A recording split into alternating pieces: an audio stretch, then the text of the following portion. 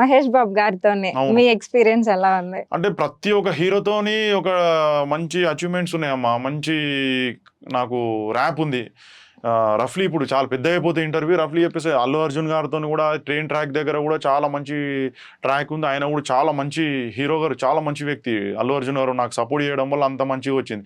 భరత్ నేను సినిమా కూడా నాకు ఇంటర్వెల్ అది ఇంటర్వెల్ సీన్ దుర్గా అది మహల్ ఫైట్ క్రేజీ సీన్ అసలు. ఆయన కూడా చాలా కోఆపరేట్ చేశారు. మా మాస్టర్లు రామ్ లక్ష్మణ్ మాస్టర్లు కానీ ప్లస్ డైరెక్టర్ కొరటాల శివ గారు, మహేష్ బాబు గారు కానీ అందరూ చాలా కోఆపరేట్ చేయడం వల్లనే ఒక్క మహేష్ బాబు గారి గురించి కాదు, మహేష్ బాబు గారు కూడా నాకు చాలా సపోర్ట్ చేశారు. ప్రభాస్ గారు, ఎన్టీఆర్ గారు, పవన్ కళ్యాణ్ గారు, ప్రతి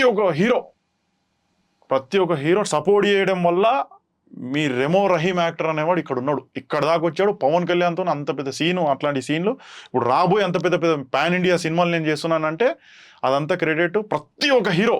చాలా మంది ఇప్పుడు డైవర్ట్ అయిపోతుంది. నువ్వు మహేష్ బాబు గురించి అడిగావు, నేను అన్ని రఫ్లీ చెప్పేస్తున్నాను. ఒకటి చెప్పుకుంటా పోతే ఇంతకుముందు చెప్పాను, బోర్ అయిపోతుంది. ప్రతి ఒక్కరు అడుగుతున్నారు, అన్న మీరు ఎవరికి ఫ్యాను? నా ఇన్స్టా ఐడిలో హ్యాండిల్లో డిపి ఎన్టీఆర్ అన్నతో ఉంటుంది ఫోటో. మీరు ఎన్టీఆర్ గారికి ఫ్యానా? నేను ఎన్టీఆర్ గారికి ఫ్యానే, రామ్ చరణ్ గారికి ఫ్యానే, ప్రభాస్ గారికి, అందరికి ఫ్యాన్సే.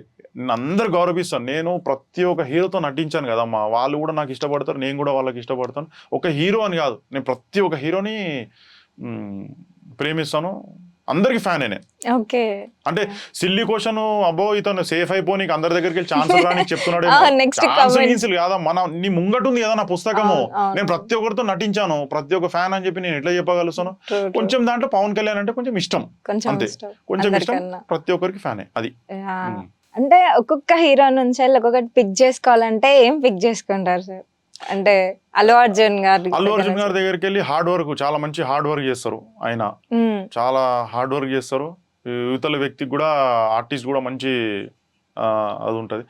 ఒక మహేష్ బాబు అదే చెప్తున్నా. ఇప్పుడు నువ్వు మళ్ళీ ఒక్కొక్క హీరో గురించి అడుగుతావు, అందరు హార్డ్ వర్క్ చేస్తారమ్మా, అందరు హార్డ్ వర్క్ చేస్తారు కాబట్టి ఫైట్ సీన్స్ అంటే ఈ క్వశ్చన్స్ వచ్చేసి హీరోయిన్స్ కి, హీరోయిన్ ఫ్రెండ్ క్యారెక్టర్లకి వీళ్ళకి అడగొచ్చును. వాళ్ళు ఏదో కొత్త కొత్త చెప్తా ఉంటారు. వాళ్ళకి ఫైట్ సీన్ లేదంటే అమ్మా మేము కష్టపడాలి, వాళ్ళు కష్టపడాలా, కష్టపడితేనే ఫైట్ వస్తుంది. మీరు చేసినట్టు డాన్సులు, డైలాగ్స్ అట్లా ఉండదు. ఫైట్ సీన్లలో చాలా దెబ్బలు తగులుతాయి, కింద పడాలా, మీద పడాలి. అక్కడ ఇంకా నీకు ఏం కనిపించదు, ముఖంలో ఒకటి కష్టపడాలా అనేది ఉంటుంది. అందు గురించి ప్రతి ఒక్క హీరో బాగా కష్టపడతారు. హీరోలు కష్టపడితేనే ముంగట ఆర్టిస్ట్ విలన్ కి అంత మంచి సీన్ వస్తుంది. అది. అండ్ అన్న వన్ మోర్ థింగ్ ఏంటంటే, మీరు ఇంత హైట్ అండ్ ఇట్లా పర్సనాలిటీ ఉంటది కదా, అంటే ఆన్ సెట్ లో అంత పర్సనాలిటీ పెట్టుకొని ఒకసారి ఫైట్ సీన్లలో పడడం, అది ఇది చాలా బ్రేక్స్ అవుతూ ఉంటాయి. మీరు అసలు అది కరెక్ట్ క్వశ్చన్ అడిగావు. సినిమా అంటే ఇష్టం అమ్మా, అంతే, చేయాల్సిందే అంటారు. ఇంట్లో మన కాలు నొప్పి, నడుము నొప్పి అని చెప్పి కూర్చోవచ్చు అని కెమెరా ముంగట అట్లా చెప్పలేం కదా.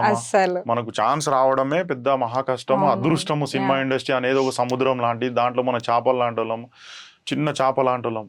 మేము కోటీశ్వర్లు కాదు, మాది ఒక మిడిల్ క్లాస్ ఫ్యామిలీ. ఏదో అయిదామని చెప్పేసి సినిమా ఆర్టిస్ట్ అని చెప్పేసి నేను కూడా సరదాగా అందరిలాగానే అక్కడెక్కడో సికింద్రాబాద్ తార్నాకలు ఉండేవాడు, అక్కడి నుంచి బస్సు ఎక్కి ఫిలిం నగర్కి, అక్కడికి వస్తే స్టార్ అయిపోతానని చెప్పి వచ్చిన. 10 years కష్టపడ్డా, 10 years తర్వాత తెలుసుకున్నా. దాని తర్వాత మెల్లమెల్ల కాంటాక్ట్ నెంబర్లు ఇవి అవి. నేను ఏ రోజు డబ్బుల గురించి డబ్బుల వెనకాల పోలేదమ్మా. అందుకే ఈ రోజు ఇక్కడ ఉన్నాను. నేను పనిని నమ్ముకున్నా, పనే నాకు డబ్బులు తీసుకొచ్చింది. అట్లా సాధారణమైన కుటుంబం నుంచి వచ్చి నేను బక్కగా ఉండేవాడిని. దాని తర్వాత మళ్ళీ దుబ్బోయాను. దీంతో 70-80 సినిమాలు చేసాను, దుబ్బోయి.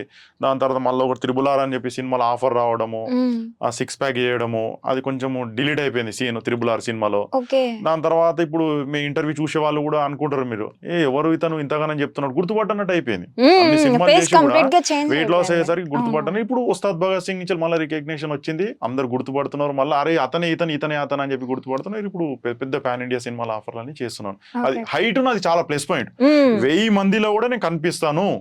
అది ఎంత పెద్ద సినిమా అయినా సరే, 1000 మంది బాడీ బిల్డర్లు, భయంకరమైన మనుషులు నేను నించుంటే కనిపించాను. ఇప్పుడు కొంచెం బక్కగా అయినా సరే ఇప్పుడు నేను హైట్ మెయిన్ ప్లస్ పాయింట్ నాది.